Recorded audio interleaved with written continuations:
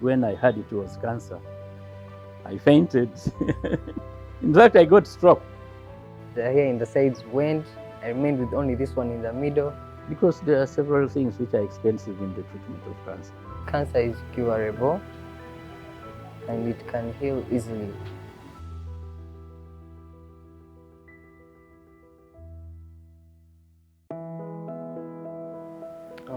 My name is Alka Sultan. This is my dad. And this is my mom. I'm 15. There's something, it was like a lymph node here, right here. So I used to tell my dad, I have something here and I don't know what is it. It was only that swelling that he had here. And me, I wasn't bothered. I just didn't care. I thought it's just a swelling which will disappear with time. Because I could ask my friends that they were like, those things happen to children and with time they disappear. So I never bothered. Until the dad starts saying that we should take him for treatment.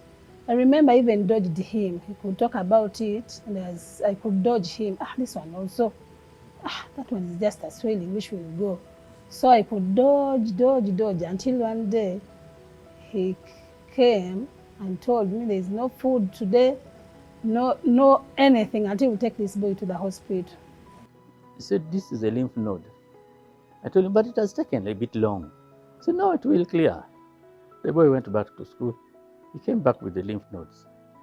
I still got worried because I was thinking of cancer. I even asked him, is it not cancer? It's not. He came back with it again. He said, this thing is still there. I said, but okay, let them go and do surgery if you think you are worried. So we went somewhere, they removed it, they took it for test, it became negative. He went back to school. Then after some time, it came back. Then that's when I started pestering her. Said, you take this boy to Mulago.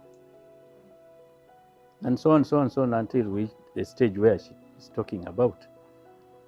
Then he brought the boy to Mulago. Not Cancer Institute, because we could not come straight to Cancer Institute. We knew they would refer them to Cancer Institute.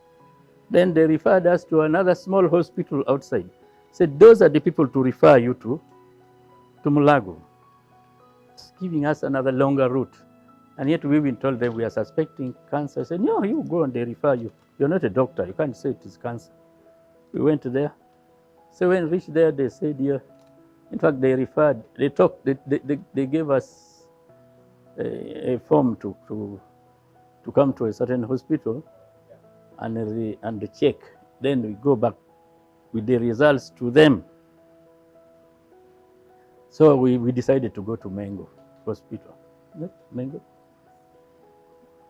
So at Mengo Hospital, they did biopsy and they gave us the results. In fact, I didn't go back to that hospital anymore.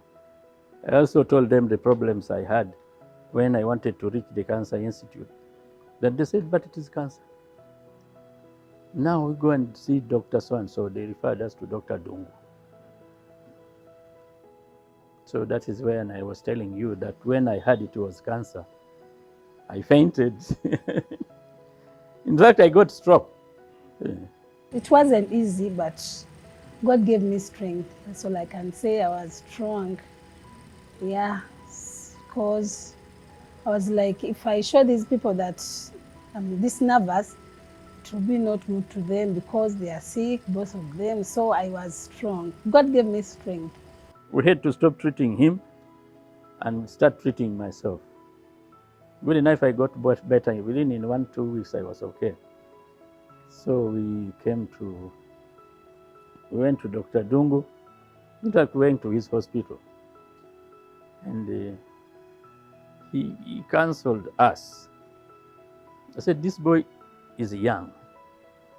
And we are going to see what stage the cancer is. If it's not very high, this boy is going to get better. Don't worry. It was Nasopharyngeal Carcinoma. At the time we started treatment, Nothing happened to him. He could come for treatment, vomit, could refuse food, but immediately he finishes the treatment, he could go back home and he eats. That is when he ate even a lot more than before.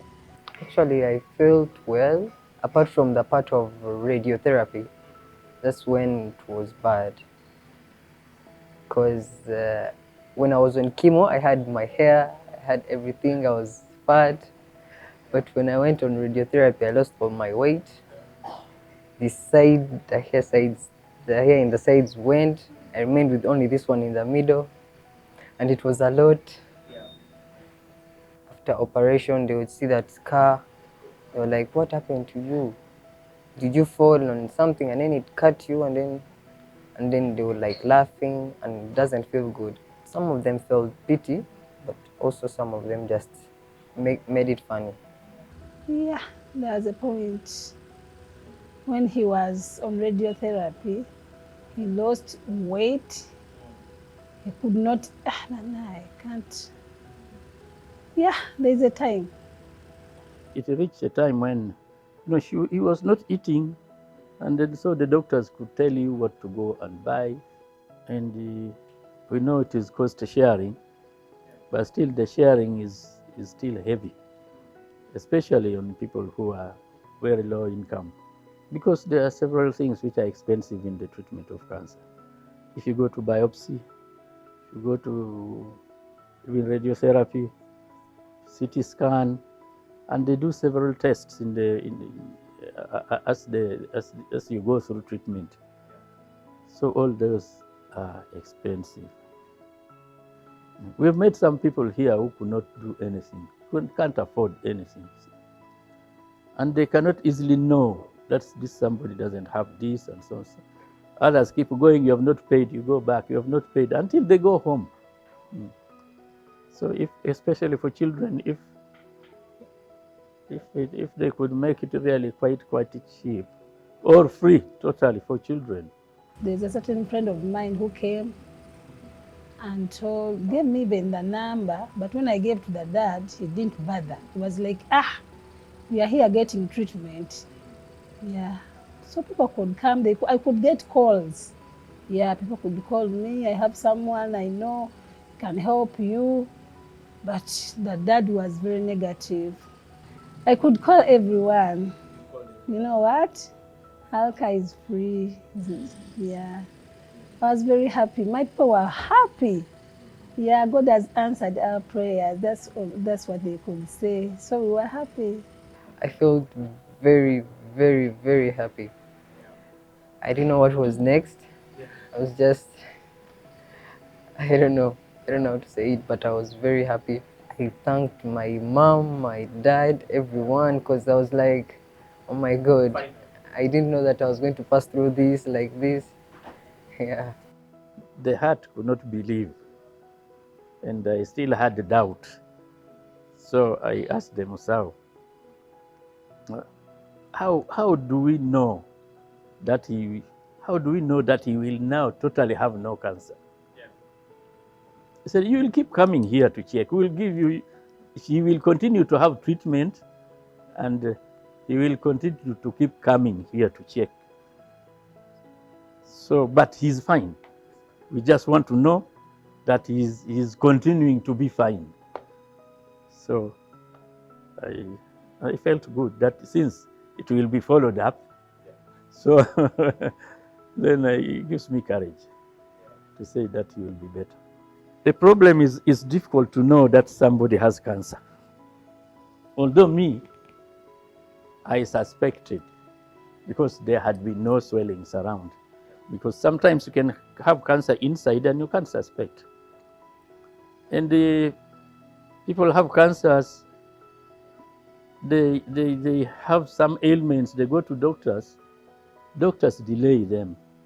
Unfortunately, we also don't know that we have it, and doctors delay us.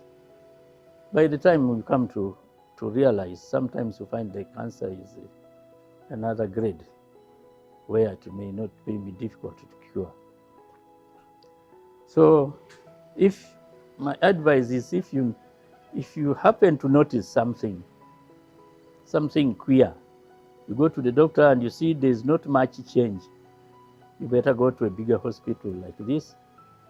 They can easily check and know whether it is cancer or not. The earlier, the better. I'll tell them that cancer is curable and it can heal easily as long as you believe in yourself and have strength. I'll advise to come to hospital because even I've brought 2 ladies here at Cancer Institute. One of them that had a baby, her stomach was swollen. So she didn't know what is happening. I was like, let's go to Cancer Institute, brought her here. The baby was checked. Unfortunately, the baby had cancer. She got treatment, but maybe it was late for that baby. Yeah, she lost the boy. Then I brought another lady. Yeah, she's still on, the girl is still on treatment.